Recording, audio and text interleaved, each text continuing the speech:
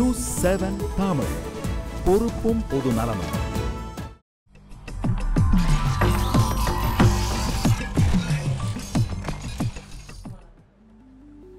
சிறிய விளம்பர இடைவேளைக்கு பிறகு மீண்டும் அரசியல் வழங்கும் கேள்வி நேரம் நிகழ்ச்சிக்கு உங்களை மிகுந்த அன்போடு வரவேற்கின்றேன். திருவரங்கம் இடைத்தேர்தல் போட்டியிடும் கட்சிகள், புறக்கணித்த கட்சிகள், இந்த தளத்தில் விவாதித்துக் கொண்டிருக்கின்றோம்.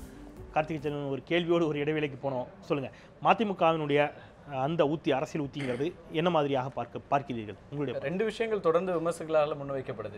வைகோ வந்து ஒரு சிறந்த தலைவரா அப்படின்னு பார்த்தீங்கன்னா நிறைய விஷயங்கள ஒரு சிறந்த தலைவராக இருக்கிறார். மக்கள் நலன் சார்ந்த பிரச்சனைகள் எடுத்து போராடிட்டு இருக்கார், அதெல்லாமே தெரிந்த விஷயம். ஆனால் அரசியல் அப்படின்னு வரும்போது, முக்கியமாக தேர்தல் கணக்கு அப்படின்னு வரும்போது பல நேரங்களில் அவர் வந்து எடுக்கிற முடிவுகள் தவறாக ஆகிறதா, அல்லது அவர் வந்து ஒரு கூட்டணியில் சேர்ந்த பிறகு அந்த கூட்டணி கட்சிக்காக முழுமையாக தன்னை வந்து ஒப்படைச்சிக்கிறார். அந்த ஒரு ஷூட் பாலிட்டிஷியனாக அதில் இல்லையோ அப்படிங்கிற ஒரு குறை வந்து அந்த கட்சியிலே இருக்கிறது. அது தொடர்ந்து அவர் எடுக்கிற நிறைய முடிவுகள் அது சரியா தவறாங்கிறது வந்து அவரை பொறுத்தளவில் அது சரியாக இருக்கலாம், நான் எடுத்த முடிவு சரிதான். ஆனால் தேர்தல் கணக்குகள் வரும்போது ஒரு கட்சிக்கு ரொம்ப முக்கியமாக எத்தனை இடங்கள் வெற்றி பெறாங்க, எவ்வளோ பர்சன்டேஜ் இருக்குது அப்படிங்கிறத வச்சு தான் அடுத்தடுத்து அவங்களுடைய எல்லா பாலிடிக்ஸுமே அடங்கி இருக்கிறது. அவங்க ஒரு கூட்டணியில் இடம்பெறதில் எத்தனை இடங்கள் வரலாங்க, அல்லது அவங்களுக்கான நெகோசியேஷன் பவர் என்ன அப்படிங்கிறது எல்லாத்தையும் முடிவு செய்யக்கூடிய ஒரு விஷயம். அதனால் அவர் என்ன பிரச்சனைகளை கையாள்கிறார் அப்படிங்கிறது கடந்து ஒரு அரசியல் இயக்கத்தினுடைய தலைவராக அவர் சரியா இருக்கலாம், ஆனால் ஒரு அரசியல் கட்சியினுடைய தேர்தல் தலைவராக அவர் நிறைய இடங்களை தவறாக இதே நிலை இப்படி போகின்ற பொழுது இன்னும் ஒரு ஆண்டு தான் இருக்கிறது. 2016 மதிமுக எந்த அடிப்படையில் களத்தை காணும்? அவருடைய இந்த புறக்கணிப்புங்கிற முடிவே கூட அதுல அவர் கொஞ்சம் தெளிவா இருக்கிற மாதிரி தான் எனக்கு தெரியுது. எந்த கட்சிக்கும் நம்ம ஆதரவுன்ற ஒரு நிலை எடுத்து முன்னுக்கூட்டியே போய் கமிட் ஆகிட வேண்டாம். 2014 கடைசி வரைக்கும் நம்ம கொஞ்சம் வந்து யாரோடையும், ஏன்னா இதுக்கு முன்னாடி ஒரு இண்டிகேஷன் கொடுத்தாரு. டாக்டர் ராமதாஸ் திருமணத்துல ஸ்டாலின் அவர்களை பார்த்ததன் மூலமாக திமுகவோட இணங்கி போறாரா அப்படிங்கிற ஒரு கேள்வி உடனடியாக மறுத்துட்டு அதில் தான் ஷூடாக வந்திருக்காருன்னு நான் நினைக்கிறேன். இப்போ கடந்த காலங்கள்லேருந்து அவருக்கு கிடைச்ச விஷயங்கள்லேருந்து வந்திருக்க முடியும். இப்போ வந்து அவர் நான் கமிட்டலாக யாரையும் நான் ஆதரிக்க போகிறதில்ல, நாங்கள் அவருடைய நிலை என்னன்னே தெரியாத ஒரு குழப்பமான ஒரு சூழலை உருவாக்கி ஒரு குறைந்தபட்சமான ஒரு எதிர்பார்ப்பை உருவாக்கி இருக்கிறார், அல்லது அவருக்கான ஒரு டிமாண்டிங் கெப்பாசிட்டியை இன்க்ரீஸ் பண்ணியிருக்காருன்னு சொல்ல முடியும். திரு ராமநாதன் அவருக்கான கேள்வி முடிச்சுட்டு வந்துடுறேன். திரு ராமநாதன், தமிழகத்தில் நாடாளுமன்ற தேர்தலில் தேசிய ஜனநாயக கூட்டணிக்கு பாஜக தலைமை வைத்தது, அதில் யாருக்கும் வந்து சந்தேகம் இருக்காது. இந்த இடைத்தேர்தலாகட்டும் அல்லது 2016 நடைபெறக்கூடிய சட்டமன்ற தேர்தலாகட்டும், தேசிய ஜனநாயக கூட்டணி தொடர்கிறதுங்கிறீங்க. இந்த தேசிய ஜனநாயக கூட்டணிக்கு தலைமை வகிப்பது பாஜகவா தேமுதிகவா? அகில இந்திய ரீதியிலே தேசிய ஜனநாயக கூட்டணிக்கு தலைமை வகிப்பது பாரதிய ஜனதா கட்சி.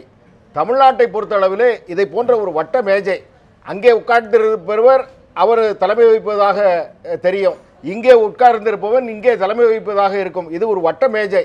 இருக்கின்ற தொகுதிகளை நாங்கள் சமமாக பகிர்ந்து கொண்டு நாங்கள் தேர்தலை சந்திப்போம். அதனால யாரு தலைமை, யார் முன்னிலை, யார் பலர்கை, இந்த சமமான என்று சொன்னால் அவரவர்கள் கட்சிக்கு ஏற்ற வகையிலே நாங்கள் பகிர்ந்து கொண்டு அவரவர்கள்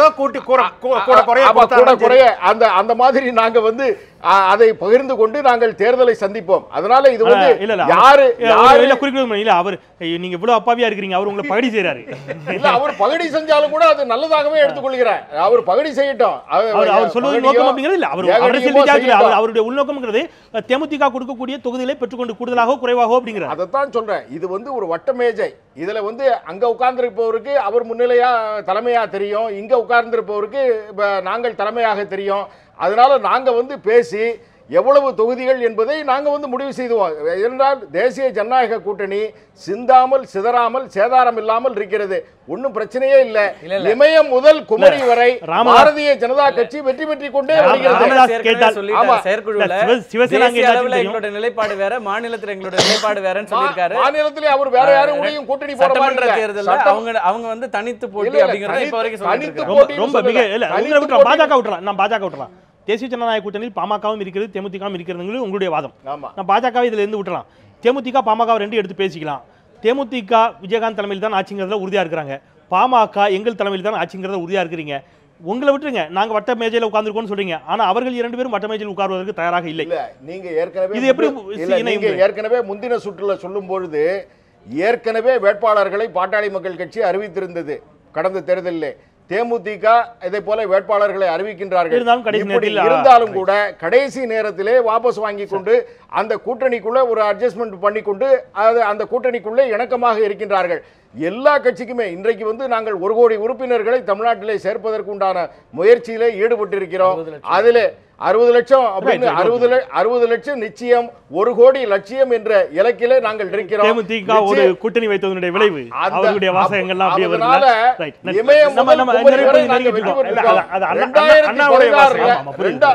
இருக்கிட்ட மாற்றான் தோட்டத்து மல்லிகையும் வணக்கம் அப்படின்னு தான் சொன்னார். 2016 சட்டப்பேரவை தேர்தல் 2016 திமுகவினுடைய நிலைப்பாடு என்னவா இருக்கும் களம் காண்பது?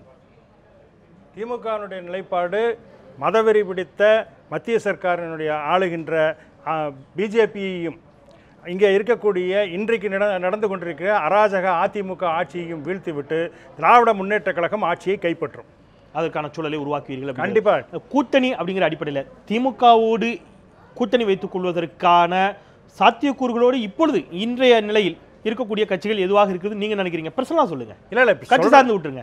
ஒன்றும் இல்லை, இதெல்லாம் அன்றைய நிலையில் யார் இப்போ வரணும்னு நினைக்கிறவங்க கூட வெளிப்படையாக வர முடியாத அப்படிங்கிற மாதிரியான ஒதுங்கி இருக்கக்கூடிய சூழ்நிலை இது. அன்னைக்கு பார்க்கலாம் அப்படிங்கிறது இருக்கும்போது அவர்களே ஒதுங்கி இருக்கும்போது இப்போ நாம போய் நின்றுட்டு அவங்க சேர்ந்துருவாங்க வந்துருவாங்கன்னு சொல்கிறது இல்லை. திராவிட முன்னேற்ற கழகம் என்றைக்கும் தெளிவான துணிவான சரியான கூட்டணியை அமைக்கும்.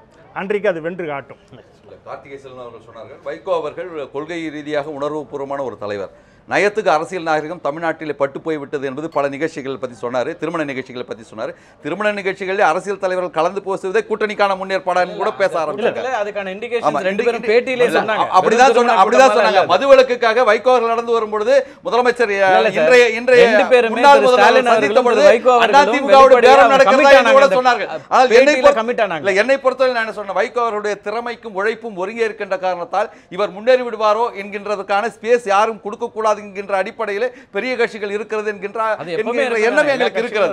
ஆகவே எந்த கட்டத்திலும் ஒரு திறமைசாலி உழைப்பாளி முன்னேறிவிடக் கூடாது என்பதில் அவர்கள் ஒற்றுமையாக இருக்கிறார்கள் என்றுதான் நான் கருதுகிறேன். எது இருந்தாலும் கொள்கையை நோக்கி உணர்வுபூர்வமான சமூக நோக்கோடு இன்னைக்கு எங்களுடைய பயணங்கள் இஷ்யூ பேஸ்ட் பாலிடிக்ஸ் என்கின்ற அடிப்படையில் தான் நகர்த்துகிறோம். இன்னைக்கு இந்த இடைத்தேர்தலை விட முக்கியமாக தமிழ்நாடு பாலைவனமாகி கொண்டிருக்கின்ற பிரச்சனைகளை கான்சென்ட்ரேஷன் ஒருமுகப்படுத்த வேண்டும் என்கின்ற எண்ணத்தோடு இந்த தேர்தலில் நாங்கள் அணுகவில்லையே தவிர நாங்கள் சமூக நோக்கோடு உள்ள ஒரு பொலிட்டிக்கல் இயக்கம் தான். ஒரு அரசியல் உத்தி அப்படிங்கிற அடிப்படையில் அவங்க சொன்னாங்க பாமக முன்பாக வேட்பாளர் அறிவித்தது, தேமுதிக முன்பாக வேட்பாளர்களே அறிவிக்கிறது, சில இடங்களில் முரண்படுகிறார்கள் அப்படிங்கிற பட்சத்தில் மதிமுக நீங்கள் காங்கிரஸோடு கூட்டணி வைத்திருந்தீர்கள், இதற்கு முன்பு திமுக அதிமுக எல்லோருடன் கூட்டணி வைத்திருந்த ஒரு சூழல் இருக்கிறது. பாஜகவோடு கூட்டணி வைக்காத கட்சிகள் இல்லை இல்லை நான் உங்களை மட்டும் சொல்லலாம். என்னோட கேள்விங்கிறது பாஜகவோடு கூட்டணி வைத்து மிக வீரியத்தோடு இந்த தேர்தலை எதிர்கொண்டு அவர்களுக்காக பாஜகவை தெருவாக பிரச்சாரம் செய்து எடுத்துக்கொண்டவர்கள் மிக குறுகிய காலத்தில் பாஜகவின் மீது மிக கடுமையான விமர்சனங்களை வைத்து வெளியில் வருவது அப்படிங்கிறது இது மக்கள் எப்படி பார்ப்பாங்கன்னு நினைக்கிறேன். அதாவது இனமும் மொழியும் சிறக்க சிலுவை சுமக்கின்ற இயக்கம் அது.